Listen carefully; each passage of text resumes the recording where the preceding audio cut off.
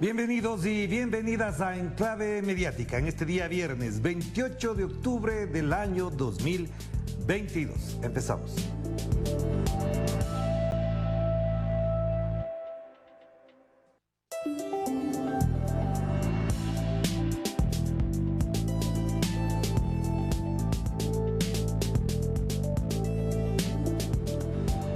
Iniciamos Enclave Mediática para conocer la actualidad que hace noticia en nuestro planeta. Un análisis a la realidad. Esa realidad que intentan reflejar los diarios, portales, redes sociales y también los diversos y variados canales de comunicación. Vamos a empezar entonces con las portadas. Empezamos con lo de la jornada. Tras la declaración del presidente Andrés Manuel López Obrador, se deberían abrir varias investigaciones, pero efectivamente esto da cuenta de una realidad que todavía no puede erradicarse de México. Hubo intentos por dinamitar el caso Ayotzinapa, es decir, de los 43 estudiantes normalistas que fueron desaparecidos por fuerzas paramilitares y oficiales con un encubrimiento del gobierno anterior. Existen intereses creados que se asocian al viejo régimen, destacó el presidente mexicano. El New York Times se une a esa trama, realiza periodismo que se nutre del espionaje. Además, destacó, el diario apoya y protege a quienes toleraron los crímenes de Estado y da su respaldo a la gestión de Encinas en las investigaciones. Ojo con lo que menciona con respecto con el New York Times, es decir, que todo lo que se está haciendo efectivamente tiene y va en función de esa lógica, dinamitar el caso Ayotzinapa. Y por supuesto en la fotografía central ya se preparan las famosas Catrinas en México a propósito del Día de los Difuntos. Emergen coloridas Catrinas en las calles de Tláhuac, dice el titular de la fotografía central de la jornada, un acontecimiento muy importante que concita además la presencia de miles de turistas en ese país. Pasamos al diario El Universo de Guayaquil a propósito de la final de la Copa. Obviamente quieren desviar la atención de los problemas. Ayer hubo otro muerto en la cárcel de Esmeraldas, pero de eso no se informa. Efectivamente, ahí está. Pero bueno, además lo que pasó con el ministro Vera, el escándalo de corrupción del ministro de Energía Javier Vera, aquí en un costado pequeñito, chiquitico, para que nadie se dé cuenta, los bloques tras el juicio contra el ministro. Un grupo de legisladores someterá a juicio político al ministro de Energía por supuestamente incumplir funciones. Y del allanamiento de la Fiscalía, de la cantidad de pruebas que se estarían reuniendo porque existiría cohecho por parte del ministro, pues no. Si se tratara de otro ministro en otra época, estaría en el pleno titular. Así es como lava la imagen este diario del señor Guillermo Lasso. Ahora el pueblo de Bolivia obviamente también destaca lo ocurrido el día de ayer. Fracasa el paro.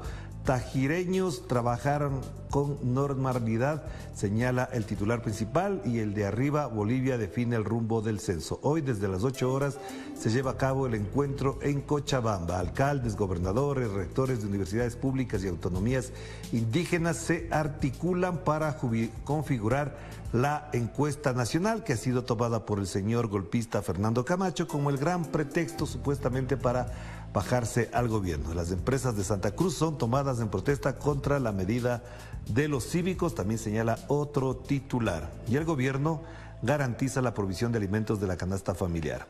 Además hubo ayer una reunión muy importante el presidente Luis Arce con Evo Morales para consolidar el pacto de la unidad, la Central Obrera Boliviana y el Movimiento al Socialismo, que se declaran en alerta ante los actos de desestabilización.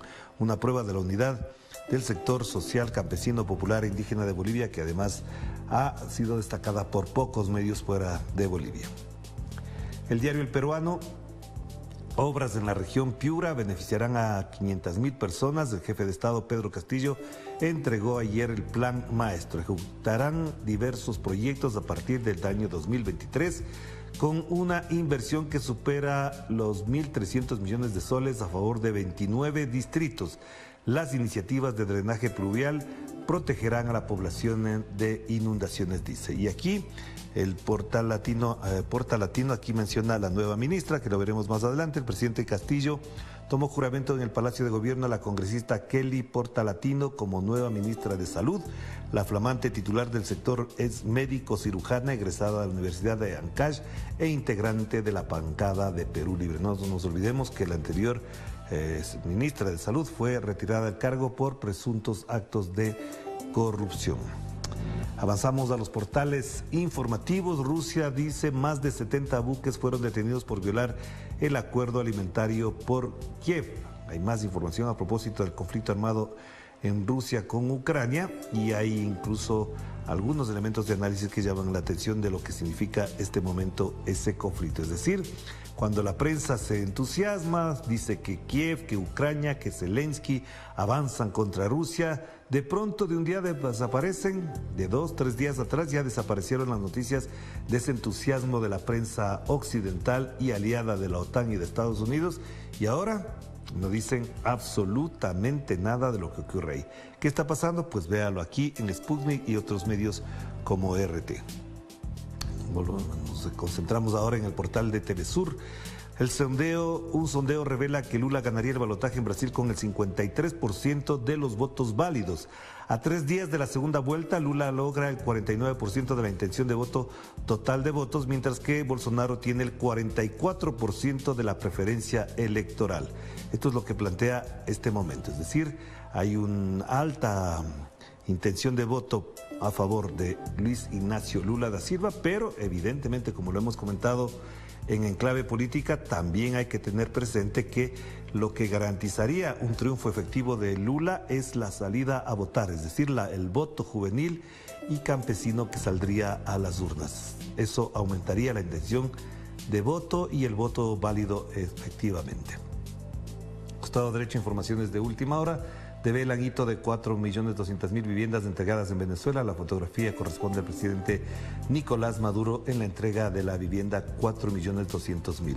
Y el presidente de Nicaragua, sanciones de Estados Unidos violan los derechos humanos. Además, al final, el presidente de Bolivia, Luis Arce, destaca los logros de su política económica. Avancemos. Aquí, al Medellín, la demarcación de las fronteras marítimas es una gran victoria.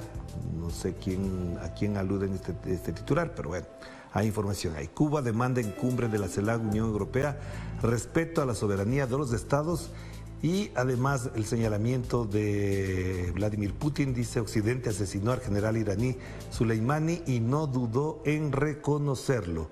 Efectivamente. Pasemos a la agencia F y bueno, como están aliados con la derecha, en este momento están un poco entusiasmados, a pesar de que, como se mencionó ayer, el presidente de España, o el jefe de gobierno de España, Pedro Sánchez, dio su apoyo a Luis Ignacio Lula da Silva. Titular de la agencia F, Bolsonaro continúa en su intento de reducir la ventaja de Lula. 3 días de las elecciones, el presidente Jair Bolsonaro gasta sus últimos cartuchos en un esfuerzo por convencer al electorado brasileño. Costado derecho, Apple aumenta sus beneficios, historia opuesta a la de Amazon, los grandes negocios de las grandes corporaciones transnacionales que no tienen control absoluto de los organismos internacionales mundiales. Y el señor Elon Musk confirma la compra de la red social Twitter. El pájaro ha sido liberado. ¿Liberado de qué? ¿De qué sería liberado? Y hay preocupación por el modo en que ahora será tratado la red social Twitter, porque hay algunas innovaciones que el señor Musk plantea ahí. Por ejemplo, no votar, sacar, eliminar las cuentas bots, los trolls, porque según él forman parte de la lógica de esa red social. Y la CELAC y la Unión Europea abordan retos comunes con la guerra y la desigualdad como telón de fondo. Nodal enfatiza el tema de las elecciones en Brasil. Lula publicó una carta con sus propuestas de gobierno. Además, acá, ojo, el Papa Francisco llamó a poner fin al odio, la intolerancia y la violencia en Brasil a días del balotaje. Esta es una declaración importante a propósito de los actos de violencia que se han vivido en la campaña electoral. Vamos a hacer la pausa. Enseguida volvemos con más información y análisis aquí en Enclave Mediática.